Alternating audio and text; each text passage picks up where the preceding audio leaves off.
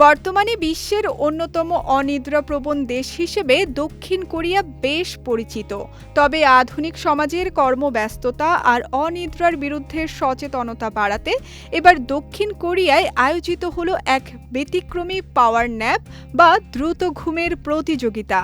সিউলের বিখ্যাত হন নদীর তীরে আয়োজিত এই লড়াইয়ে কয়েকশো তরুণকে পেছনে ফেলে বিজয়ী হয়েছেন ৮০ বছর বয়সী এক বৃদ্ধ।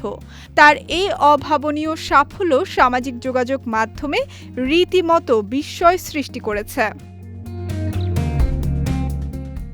মূলত মানুষের মধ্যে বিশ্রাম ও স্বাস্থ্যকর জীবনধারার গুরুত্ব তুলে ধরতে স্থানীয় কর্তৃপক্ষ এই অভিনব প্রতিযোগিতার আয়োজন করে।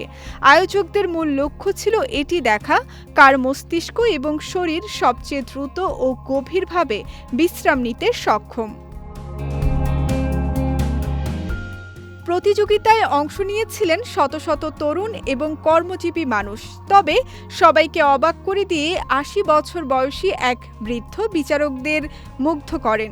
তিনি প্রতিযোগিতা শুরু হওয়ার কয়েক মিনিটের মধ্যেই গভীর ঘুমে তলিয়ে যান এবং পুরো সময় অন্তত শান্ত শারীরিক অবস্থা বজায় রাখেন।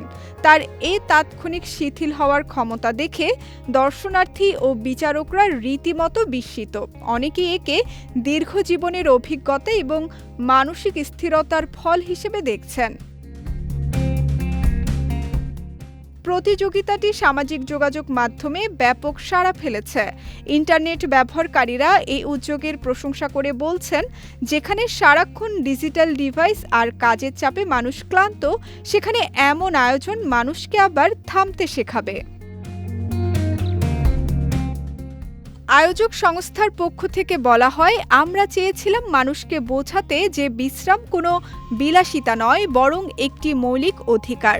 কর্মব্যস্ত জীবনে সঠিক মাত্রায় ঘুম ও বিশ্রাম কাজের গতিকে আরও বাড়িয়ে দেয়।